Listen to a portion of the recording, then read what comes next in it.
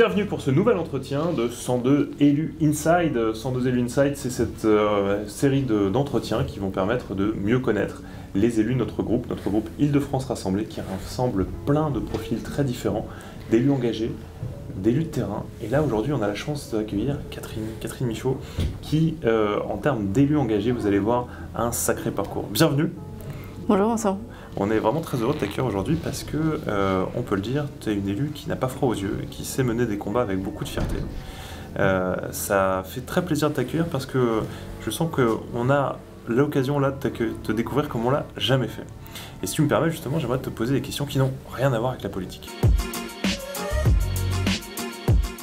Question bête, par exemple, si tu étais un lieu en Île-de-France, quel lieu tu serais? Si j'étais un lieu, je serais une enceinte sportive. J'ai envie de te dire Roland-Garros parce que déjà je fais du tennis, je joue au tennis, et puis un stade parce que je trouve qu'un stade ça rassemble les Françaises et les Français. C'est un lieu vraiment où tu vis, et puis derrière il y a bien sûr toutes les valeurs du sport, toutes les valeurs qui font aussi nation, qui font la fraternité de notre pays, et puis je suis passionnée de sport en plus, donc je vais te dire Roland-Garros, un beau lieu parisien. C'est qui ton tennisman, ta tennisman préférée? Moi je reste, alors pour le coup je vais peut-être me mettre un coup de vieux, mais je pense que Rafael Nadal reste le champion des champions. Le champion des champions, ouais, je partage assez, on est bien d'accord. T'aurais un rêve fou, ce serait de jouer avec lui? Que Rafael Nadal me mette 6-0, 6-0, ouais, on peut.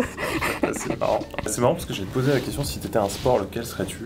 J'imagine que tu restes sur le tennis. Je vais rester sur le tennis et je vais te dire pourquoi. Parce que le tennis, contrairement à d'autres sports, t'as pas de durée. Tu sais quand tu commences, tu sais pas quand tu finis, et c'est un sport où il n'y a pas match nul à la fin. C'est un sport où il y a un vainqueur et où il y a un perdant.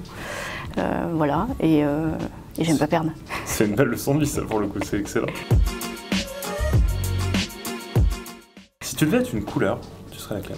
Le vert, couleur de l'espoir. Parce qu'on a besoin d'espoir dans cette vie, dans ce monde?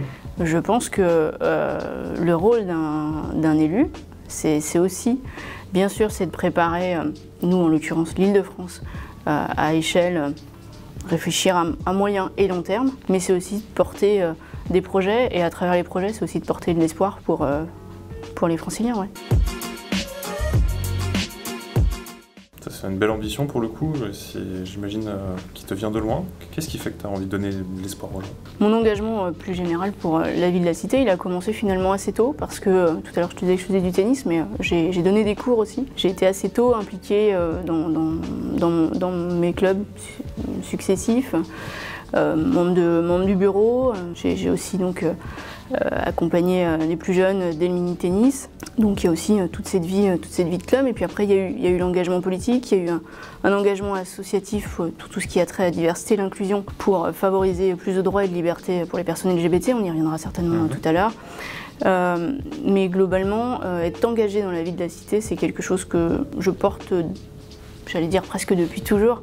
Moi j'ai grandi, je me suis construite avec des parents engagés. J'ai toujours vu mes parents engagés dans les associations, à la fois de parents d'élèves, ou sinon aussi, mon père a été conseiller municipal dans la commune où on habitait. Donc quelque part, c'est presque normal pour moi, mais en tout cas d'être impliqué. Mais je pense que oui, quand on porte des sujets, on doit aussi à un moment donné emmener les gens, on doit insuffler quelque chose aux gens, et ça passe aussi par des choses positives et aussi de l'espoir. Et tu penses que nos concitoyens, ils ont encore espoir en nous? Nous, les élus, nous, la classe politique? Il y a une vraie crise de confiance envers les élus et la classe politique, c'est indéniable, on le voit. Et ce quinquennat qui s'achève a été marqué aussi par des conflits, par beaucoup de manifestations. Nos commerçants n'en peuvent plus, tous les samedis, on le voit à Paris et en province, ça manifeste pour beaucoup de choses. Donc il y a une crise de confiance qui est là, très clair. Ce sera peut-être d'ailleurs un des enjeux aussi de ces élections présidentielles et législatives, d'aller renouer le dialogue avec les Français et à travers le dialogue la confiance. Mais ça passera aussi par des projets forts, construits, ambitieux. Et en allant capter les Français sur ces projets, tu vas aller chercher, alors moi j'appelle ça de l'espoir, mais à un moment donné, à travers un homme ou une femme qui donne envie. Ici en Île-de-France, on s'est tous rassemblés derrière Valérie Pécresse. Qu'est-ce qui t'a donné envie justement de travailler avec elle?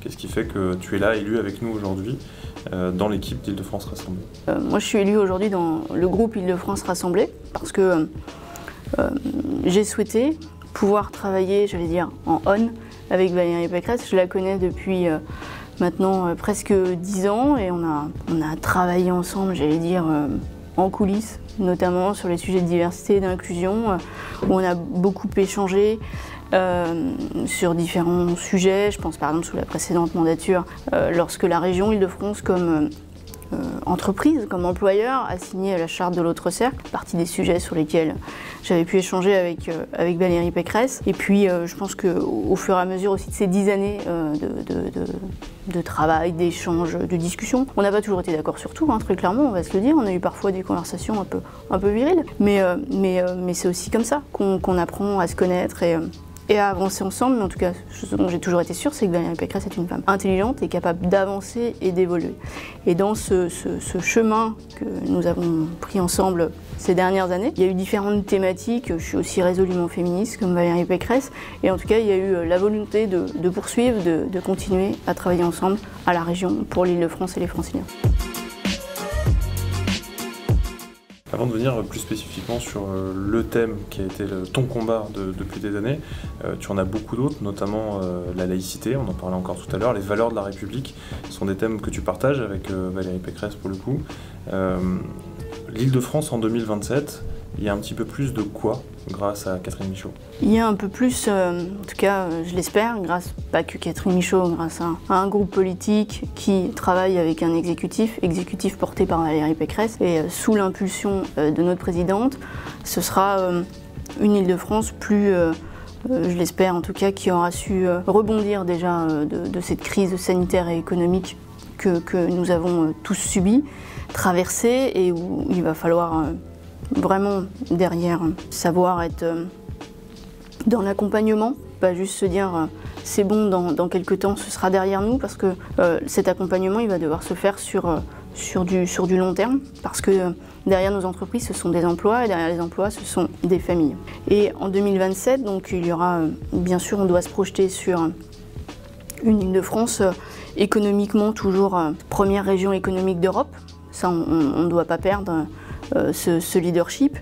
Et puis, tu le rappelais, les valeurs de la République, bien sûr, fondamentales, essentielles pour nous, c'est l'ADN du Parti radical.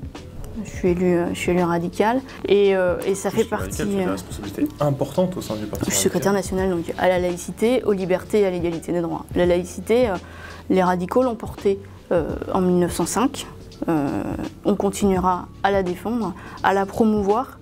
Moi vraiment, je me félicite de la charte de la laïcité que vous avez pu adopter sous la précédente mandature et qu'il va falloir vraiment continuer à veiller à son respect. Toute association qui touche 1 euro de deniers publics doit s'engager bien sûr à respecter les valeurs de la République.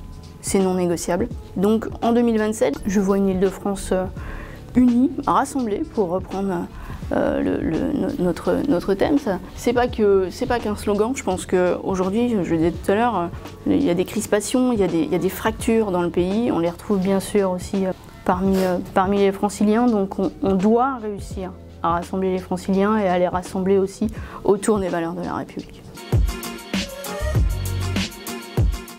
On vient de se dire, donc Île-de-France rassemblée, c'est la marque de fabrique de Valérie, elle rassemble des profils différents autour d'elle. Cette idée de rassemblement, elle est chère pour toi. Tu parlais tout à l'heure d'être capable de rassembler comme dans un stade de foot ou comme à Roland-Garros pour le tennis. Comment on rassemble? Comment on va au-delà des clivages politiques? C'est quoi la bonne méthode pour toi? Le rassemblement en politique, il est essentiel, parce que sinon tu ne parles qu'à quelques-uns. Et quand on fait de la politique, on se doit de parler au plus grand nombre et de proposer un projet capable de rassembler le plus grand nombre. Ce qu'a fait Valérie Pécresse en Île-de-France, et elle l'a fait aussi en allant rassembler autour d'elle des centristes, les radicaux, des écologistes, des personnes issues de la société civile, et puis en sachant également faire le renouvellement. J'en suis la preuve vivante. Je suis une jeune femme de 38 ans, je travaille dans le privé et voilà, venue me chercher pour prendre ce premier mandat régional à ses côtés. Voilà, c'est comme ça qu'on fait c'est important d'aller chercher des nouveaux visages, d'aller chercher des gens de familles politiques amis, mais de ne pas rester stricto sensus, juste libre ou LR, de parler juste à la droite. Valérie a su le faire, l'a bien fait, faire un grand rassemblement autour d'elle, de sa personnalité, de ses valeurs, de son projet. Et les franciliens ne s'y sont pas trompés. On vient de parler du rassemblement. Quand on rassemble, on n'exclut personne. Au contraire, on intègre. Cette notion justement de lutter contre les discriminations, c'est ton combat depuis toujours.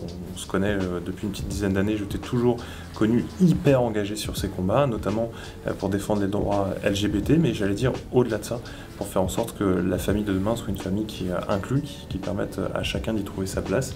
Est-ce que tu peux nous dire deux mots de ce parcours, de ce combat que tu mènes depuis maintenant des années ?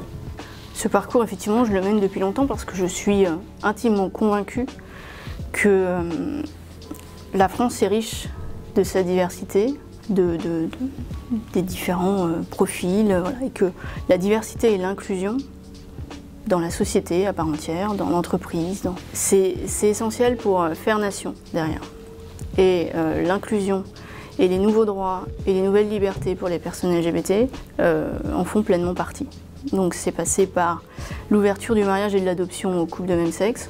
Aujourd'hui, récemment, la PMA, le changement d'état civil libre, gratuit en mairie aussi des personnes trans restera encore à travailler. Mais moi, tu ne m'entendras jamais parler vraiment d'égalité égalitariste. Ça ne m'intéresse pas. Moi, je suis libérale et ce qui m'intéresse aussi derrière, c'est les libertés individuelles. Et en l'occurrence, tu parlais de famille, eh bien la liberté de faire famille, la liberté de pouvoir protéger sa famille comme n'importe quelle autre famille. La famille, elle est multiple, elle est diverse, et les personnes LGBT en France ne demandent pas plus de droits que nos concitoyens hétérosexuels. Mais en tout cas, ils n'en veulent pas moins. Ils ne veulent pas être considérés comme des sous-citoyens. Et je parlais de liberté, j'en suis l'exemple précis. Je ne suis pas mariée, je n'ai pas d'enfant. Pourtant, j'ai beaucoup milité pour, tu le rappelais. Mais aujourd'hui, voilà, j'ai la liberté de pouvoir le faire, mais j'ai aussi la liberté de pouvoir ne pas le faire. Et je ne suis pas mariée en l'état par choix, et non pas parce que ça me serait interdit, parce que je serais un citoyen de seconde zone. Et ça, c'est essentiel. C'est pas que de la sémantique. Donc oui, ce sont des combats que je porte depuis effectivement longtemps. Tu as porté de manière très concrète, en faisant en sorte que, par exemple, le grand groupe bancaire dans lequel tu travailles puisse signer cette charte d'engagement. Tu le rappelais tout à l'heure, on a signé le même type de charte ici même, à la région Île-de-France, en tant qu'employeur. C'est des choses très concrètes qui permettent vraiment d'avancer, faire bouger les lignes. Oui, c'est très concret. Effectivement, je travaille pour une grande banque française et nous avons souhaité, il y a quelques années, je fais partie des cofondateurs d'un réseau professionnel LGBT dans le milieu bancaire, que je co-anime également depuis maintenant un an, et il y avait une volonté justement de diversité et d'inclusion dans le monde de l'entreprise, avec voilà, cette volonté qu'un collaborateur n'ait pas peur de refuser une mobilité internationale et de le dire à son RH, parce que peut-être que dans ce pays, il risque la prison à vie ou la peine de mort, et que ce n'est pas une volonté de ne pas être mobile, mais c'est que derrière, il reste sa vie, peut-être même aussi la vie de son conjoint. Donc voilà, c'est tout simplement aussi du concret, déclarer son conjoint, ses enfants, au CE, à la mutuelle, toutes ces choses que tout à chacun fait assez banalement, naturellement, raconter son week-end à la machine à café, voilà, ou ne pas avoir peur, et puis bien sûr aussi être une épaule, un appui en cas de difficulté ou de souffrance au travail, où bien sûr c'est pas entendable. Donc on a fort sur lesquels Valérie effectivement a engagé beaucoup la région. Comme employeur, oui. Comme tu disais tout à l'heure, je sais que tu participais à faire en sorte qu'on avance sur ces sujets à l'extérieur de la région avant d'y être élu. Maintenant, toi élu parmi nous, j'imagine que cette lutte contre la discrimination, elle sera au cœur de ton combat. En tout cas, rendez-vous au prochain entretien pour justement faire un point sur les avancées qui auront pu être mises en place sur ces sujets majeurs. Est-ce qu'il y a une dernière chose que tu voudrais dire à celles et ceux qui nous regardent aujourd'hui et qui, grâce à cet entretien, t'ont découvert un petit peu plus ? J'espère que cet entretien, effectivement, vous a permis de mieux me connaître. Et puis, moi, je suis pleinement engagée aux côtés de Valérie Pécresse pendant ce mandat qui s'ouvre à nous, et pour faire une Île-de-France unie, rassemblée, fraternelle, dans sa diversité. La feuille de route est lancée. Merci beaucoup Catherine, ça a été un plaisir de t'avoir avec nous aujourd'hui. Merci de nous avoir regardés et à très vite pour un prochain entretien pour découvrir les élus du groupe Île-de-France Rassemblée. À bientôt.